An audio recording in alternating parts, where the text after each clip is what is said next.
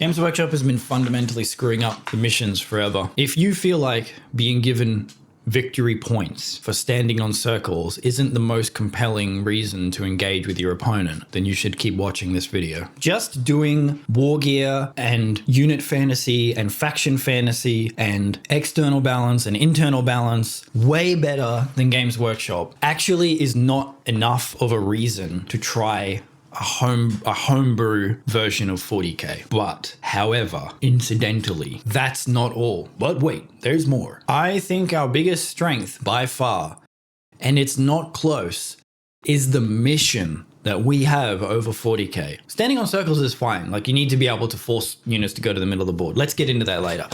Man, have you ever had a game where you tabled your opponent and then you tally up your victory points and he won? Like, everyone knows that there's something wrong. Victory points itself is just a one-way ticket to getting cheesed. Like, back in whatever edition I used to play, there was a secondary mission that was like, if your biggest units are alive at the end of the game, you get victory points. Which, if you want to do victory points, that's fine, but you could at least make sure that every single one says interact with your opponent more.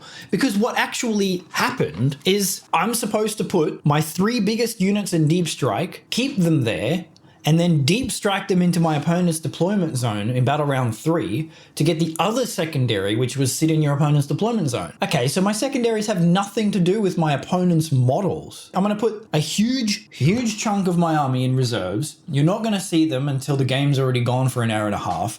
And then I'm going to dump them in your deployment zone and just sit behind cover, cast defensive spells, and just hope that you can't kill me before the game is over. And then I get to get out my little clipboard and be like, oh, I got 15 victory points. 15. Oh, look, 15 again. I guess I win. This is horrible. This is horrible. I never want to hear the word victory point ever again. Imagine if in League of Legends, instead of having to blow up the nexus of your opponent, every time you kill dragon and every time you knock down a tower and every time you kill a siege minion, you get a victory point. The game just goes for 25 minutes like Warhammer goes for 5 battle rounds, and then the game just ends no matter what's happening. You get back to the client and you get a little animation that goes blue team 17 points, red team 22 points, they win.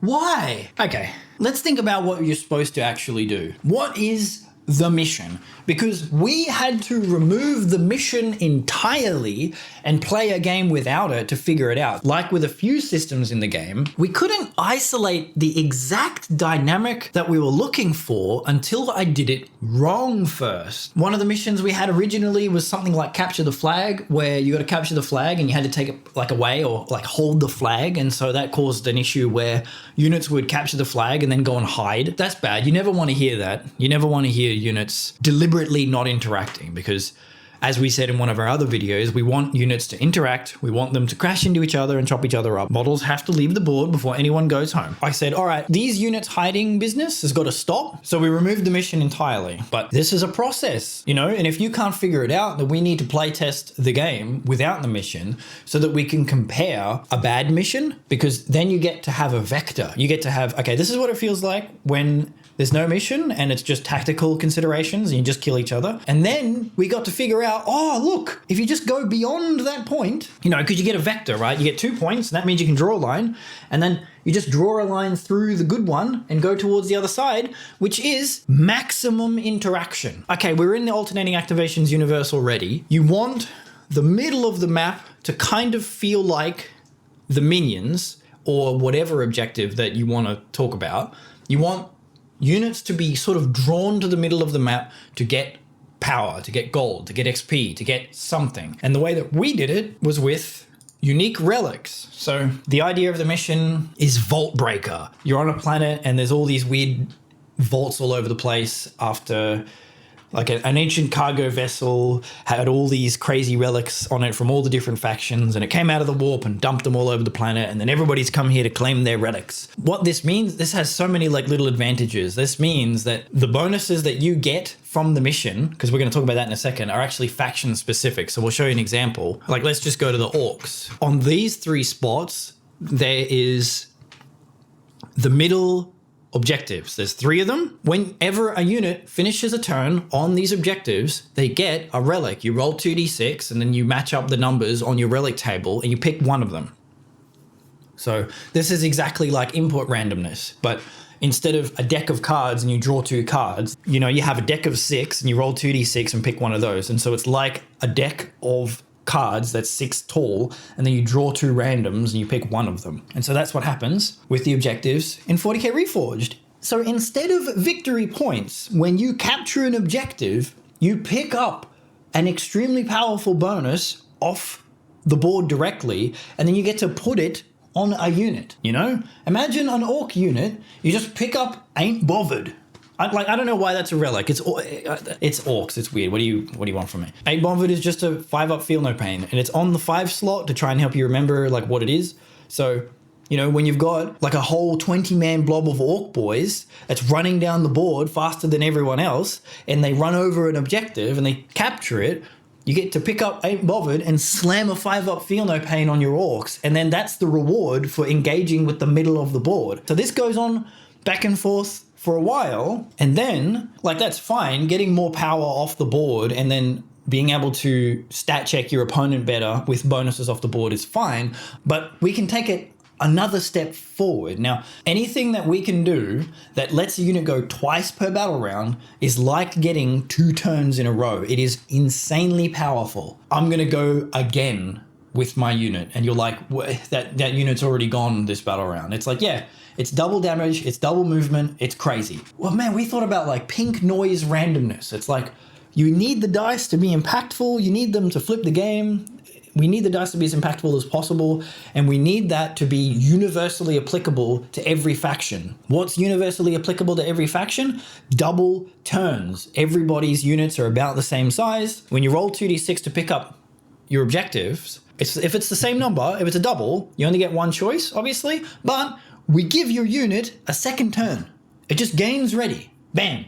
So your big orc blob that just picked up the objective or whatever, or your Death Shroud Terminators that just deep striked onto the objective, there's a 1 in 6 chance that they just get another turn, which I can't describe to you. Like, it sounds like a simple idea, but that's the technology. That has created some of the most exciting, compelling, insane games in comparison to normal 40k that we have ever had. Sometimes it doesn't even happen the whole game, and sometimes it happens 9 times in 12 rolls, and then that player is going to end up having essentially 2 entire battle rounds in 1 turn, and then the game is over. It's like, yeah, if you run into a 1 in 80,000 game, the game should end that's the other thing. The game should end really rapidly when it starts doing that. And that's the another thing that's awesome. You don't have to play it out. You don't have to watch your opponent table you. And then, okay, so moving on, now that we've got the idea how some units are like sometimes getting an extra turn, you're capturing stuff in the middle, getting these faction-specific bonuses off the board. Lord of Contagion. Toughness 7, 2-up heavy armor, 7 health. He has 4-up Feel No Pain by default. And if you manage to just get relic number 4 and put it on him, he has a 3-up Feel No Pain. And the hilarious thing is, he's probably not unkillable. It will take your whole army to kill him probably, but that's what you want. That's what you want sometimes. Are you seeing the unit fantasy concentration that we're talking about now? This is maximized faction identity. Now, after you're doing this, after you're slamming into the middle of the board and you're fighting over these relics and, oh my god, that one's got a 3-up Feel No Pain, but oh my god, that one's got double exploding hits, what are we gonna do? How do you win? Victory points. No, I'm just kidding. Right, you have 2 objectives on your deployment zone line. 2 objectives. These are the forges. You take these relics on the units, and if the unit with the relic gets to the forge and you capture it, you still have to kick all the enemy units off it. You restore the relic. It's like a Thanos gauntlet moment. You restore the relic. It gives the unit that captured it ready straight away. So you instantaneously get a huge extra turn, you know, because it might be like Lord of Contagion and 2 Death Shroud Terminators that crashes into your deployment zone, forges a relic, and then gets another turn. You know, I've done that with, what are they called? World Eaters. Red Butchers. I've done that with Red Butchers. Ran from the middle of the board and crashed into a tank that was on top of a forge, killed the tank, captured the forge, got ready again, and then I went back to my turn and I selected the Red Butchers again, and ran to the other side of the deployment zone, killed another tank in one battle round. What other game is going to let an anti-tank melee unit do something like that? Anyway, it's really difficult to describe how powerful that is, but it's basically not victory points. It's capture the relics, restore them at the forges. If you do that 3 times, you win. As soon as you capture the 3rd one, game's over. The game turns off. But generally, you don't have to do that. You can. It is very possible. It does happen more often than you would think, especially with how powerful some of the relics are. A lot of the time, you can just capture a bunch of relics and just kill your opponent. But you want the mission to be better than that. You want the mission to be so compelling that you'll do that before you'll kill your opponent. So, and the most important part about this was actually that we had the mission so that it was like, if at any point you have all the relics and your opponent doesn't have all the relics or something like that, you win.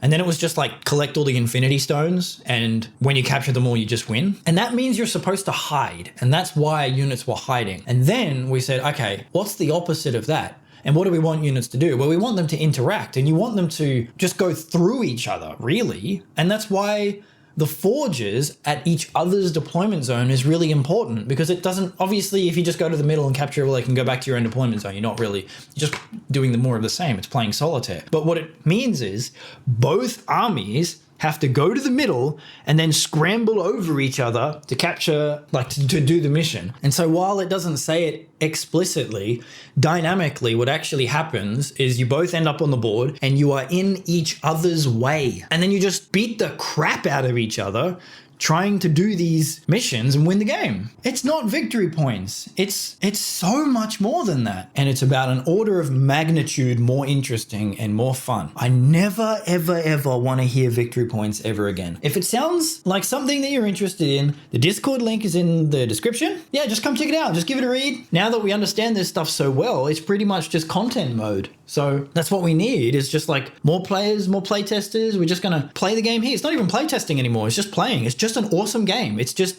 a better game. It's just a good game. It's just an awesome game. So now we're in tell the world about this mode. Don't be surprised if your pet unit isn't in the game. Just join the game. Just join the Discord. Have a look and let me know if your unit is missing, and if you would play the game if it was in there, then I'll make it for you. Eventually we need all of the units, and I want to have rules for as many units as possible, including ones that aren't even Games Workshop models. There's heaps of cool models out there, especially if you've joined a few like Wargame exclusive or one-page rules or anything like that. They have lots and lots and lots of cool models, and I reckon 40k can have Skaven in the game eventually. If you want to play Skaven in 40k, I'll make it in this system eventually. It's all possible, especially when you understand it so fundamentally. It's all possible. But we've already got like the 80 to 90% most important, most common units, and everybody can play the game. And it's just, we can get the idea that alternating activations and no victory points and psychic powers like this and the suppression system like this is just a way better system. So yeah, join the Discord. Tell me the game's crap. We'll talk about it. I'm very excited to share this with the world. This is what 40k always should have been. It's clearer, it's more fun, it's faster, it's more dynamic, it's more tactical. Anyway, lots to talk about. Subscribe, join the Discord. Talk to you soon.